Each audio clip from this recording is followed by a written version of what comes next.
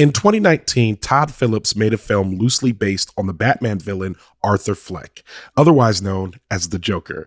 It grossed over $1 billion at the box office and won 2 Academy Awards, including one for its lead performance from Joaquin Phoenix as the title character. The sequel is a musical which adds Lady Gaga to the cast as Harley Quinn. It's Joker, Folie à Deux. I'm Ronald Young Jr., and I'm leaving the theater.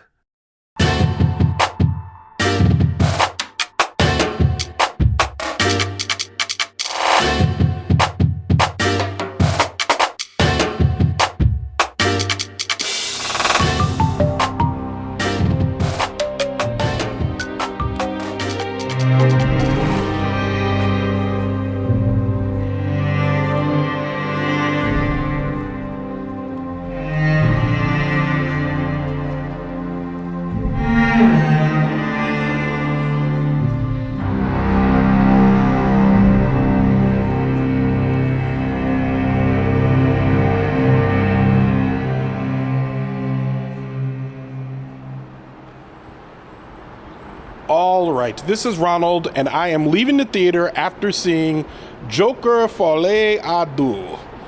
Joker Folie à Deux. Written by Scott Silver and Todd Phillips, directed by Todd Phillips, starring Joaquin Phoenix, Lady Gaga, Brendan Gleeson, Catherine Keener, Zazie Beetz, Steve Coogan, and Harry Lawtey. And for a complete cast listing, as always, you can go to the link in my show notes. I am not here alone. I'm here with an old pal, Boston correspondent. Hey, wee. That's for the movie. That's for the theme of the name. Clearly. Laura Nichols. Yeah, you were really going to not say your name after all that? Be like, I'm getting these jokes off. Yeah. Wee, kid. Yeah. The thing is, Laura does a lot of visual jokes for this audio medium, which I know listeners would have appreciated. I'm not even going to describe them. Just know that it was all very funny. Okay, Joker Folie à Deux is... Joker baguettes. No, we got to stop. What if we have like French listeners? We're sorry. We apologize. All right, we apologize. No, Joker Folie à Deux is the sequel to 2019's Joker, which also, bit of trivia, the very first movie that Leaving the Theater reviewed. Back in 2019, over 200 episodes ago. And here we are doing the sequel. In the sequel, we are dealing with the aftermath of the first movie where Joker has killed 5 people and he is now in Arkham Asylum / Rikers Island prison / we don't know if we're in New York or Gotham City. They said both throughout the movie. It was very weird. I don't know if Gotham City is now in New York State. They said the New York, when they read the verdict, the New York district says this, but that was right after a shot of Gotham City Hall where it very clearly says Gotham City Hall on the building. Yeah. Was it a mistake? Was it to confuse us? That's the thing. It feels like an inconsistency, but I'm not sure. I'm going to wait till the movie gets more wide and Reddit gets a hold of it, and I think they'll be able to solve this for us. Okay, so... in this one, we're dealing with the aftermath of what happens, which ends up being essentially a lot of the trial of the Joker and a lot of the Joker dealing with the carceral matrix. With that being said, it's hard for me to tell you what this movie is about. There's really not any spoilers. I don't think we got... You know what? What did you think of this movie? I am exhausted. I am so exhausted mentally, emotionally. I found this movie, the whole time the same question came up. I kept being like, what is the point? What is the point? There is no plot. I guess at one point I figured out that it's a movie about 2 things. One, the carceral system abusing a mentally ill man. You get a lot of that. If you want to show up and watch a man get beaten and tons of violence against mentally ill inmates, this is your movie. And can we pause right there? I know you have a second point, but can we pause right there? Not only are you correct, I'm wondering, without any commentary about the carceral structure, then what were we supposed to get from that portion? Exactly. Well, and to that point, because the second thing I was thinking, it's that, and it's watching a mentally ill, abused man dissociate into violent fantasy or boring musical numbers. It's one of the, sometimes both. Sometimes you get both. I found myself at one point so bored, I was looking around the theater because it was more interesting to look at the architecture of the AMC I was in than the actual film in front of my face. And I had the same thought as you, Ronald, which is system-wise, I was like, the people who wrote this because the other side is that there's people worshiping this man, the Joker only. Because there's also some very vague, muddled idea of him versus his mental illness personality versus his true self, which the depth of the confusion about mental illness, dissociative disorders, I can't even wrap my mind around it right now, having just walked out of it. But I do think that the way that they worship the Joker is a bit like... Oh, actually, I kind of lost my point. I kind of feel like you're a good person because I think you're giving this movie a lot more fair analysis and criticism than I think it deserves. Because there's nothing wrong with that. We could break that down for hours, but I feel like if this movie cared about the type of analysis you're about to give it, I'd be like, yo, pop off, Laura, do your thing. But I'm sitting here being like, you're 100% right. I'm sitting here and I turned to you at one point and said, yo, I miss Batman. Yeah, we need to wrap this up. The Joker is supposed to be holding people over vats of acid and laughing about it and forcing Batman to save them. And instead you got me watching this, feeling sorry for this mentally ill man that you leaned over to me and said that's being abused by the carceral system. And I was like, yeah, why am I watching this? I don't want to, this is upsetting. And not only that, the movie is hard to watch. It's hard to, I'm like, oh my God, 2 hours and 19 minutes. I don't want to sit here anymore. I've dreaded coming to this movie. I made you come with me so we could talk about it. And while I was watching it, I was dreading it as it continued. But I know you were going to give a reasoned analysis about something in the movie, but I'm just like, I don't think this movie is good enough to deserve that. Well, one of the comments I made to you early on was I think that Todd Phillips just had a visual camera shot in mind and made a movie out of it. He was like, hell or high water. The cigarette smoke, first billing. It is an actor in the movie. It is cigarette smoke. It is old-timey show tune kind of visuals. You get to watch a Joker lose his virginity, so if you ever wanted that, we gotcha. Yeah. It's just random bullshit. Okay, so the thought I was going to have is about the system itself. So it seems like this is written by people who I came back to it. The worshippers of the Joker seem to be mad at the system, but the system in this movie, and I guess in both movies, is just ostracization. That's not a system. You can't build a movie on people being mad about ostracization and then randomly being also abuse and the prison system and people are going to laugh at him and maybe love, but who knows? It's like they're throwing different systems into the soup to be it's all about being left out of something, and it's they never contrast it with anything meaningful. Also, it's cartoonishly comic booky, like you were saying. The acid vats is sometimes it was so over the top, other times it was Shawshank. It was Shawshank and High School Musical. And I'd rather be watching Shawshank, and that should tell you something. Seriously, it's like if the musical part and the Shawshank the musical, but if it was not a good story, there's no story. Exactly. If it was just violence and singing for 2.5 hours. I want to talk about the singing for a minute, because what bothered me about the singing is that every single song note was the same. So it would always be something completely random would happen, and then they would start whisper singing, which I hate. They'd be like, when you smile. I'm like, stop. Why do y'all keep doing that? The sky and the love is in your eye. It was that over and over again. A bunch of music that I know was from the same era. And I'm like, God bless them if they actually wrote original music for this film, because there wasn't not one catchy tune in this. And I'm like, if you're gonna make a movie like this and you want it to be Oscar nominated, you gotta give me one Oscar song that I leave singing a little bit of. We don't talk about Bruno, no, I need something, you know what I mean? Even if it was ridiculous and absurd. You got Lady Gaga. She's right there. She's right there. With that. Yeah, shocking. It was, and we already know she's prone to singing a hit. She's done it. She did it in A Star Is Born. We've literally seen her. Yeah, exactly. Yeah. She said she trotted out Shallows for 2 years. We listened to her sing that song. So I'm like, you telling me you didn't have that available here? It was incredibly frustrating. Have you watched the series on HBO, The Penguin? Yes. That I love that show. Do you like that show? I mean, yeah, it's Penguin Sopranos, and I knew you would like that. I feel like the thing that gets me about The Penguin is for anyone, if someone deserves a backstory in a universe where they're going to intersect with Batman, I want to see that, because he's basically saying the idea I have in my head is that Batman obviously can't be everywhere at once. And whatever petty level mob crimes that the Penguin is going to be involved in, it's going to eventually intersect with Batman, but it's not going to be something that gets him now, which is important to say. All of the little stories around the Penguin are interesting to watch. They start off with something that's incredibly interesting to watch. This dude laughed at me, so I murdered him. You know what I mean? Which is like, that's freaking great. But I feel like and something about those stakes and the story and moving it along and them adding characterization episode by episode into the Penguin to make me say, okay, maybe this dude does have some solid points, even though he's sadistic.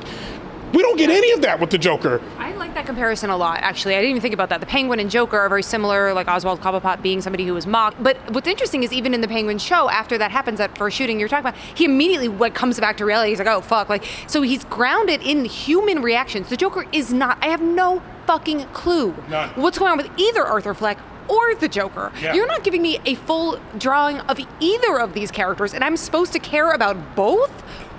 What are we doing? The funny part about that is you have not seen the original, and normally I'd be like, well, you haven't seen the original, so maybe, but I've seen the first one, and I can tell you, you're absolutely right.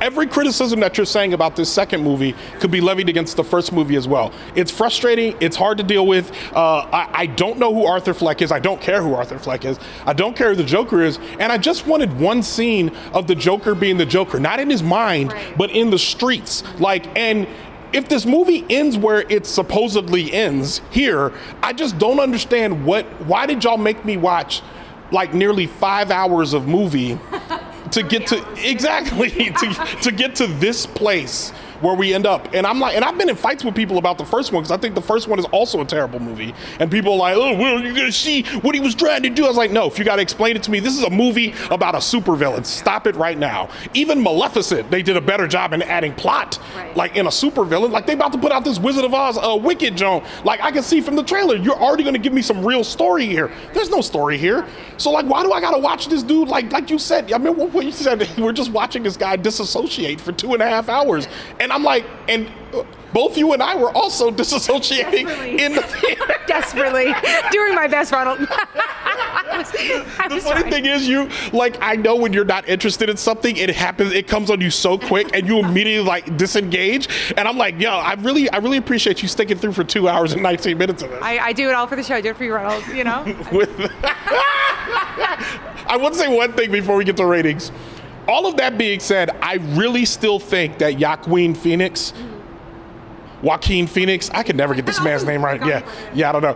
I think that Joaquin Phoenix is an actor. Yeah. And I think his characterization of this role was done well. There was no script there, but it was a lot of physical things that he was doing that worked well. So if he were to get nominated for this role, I would not be surprised.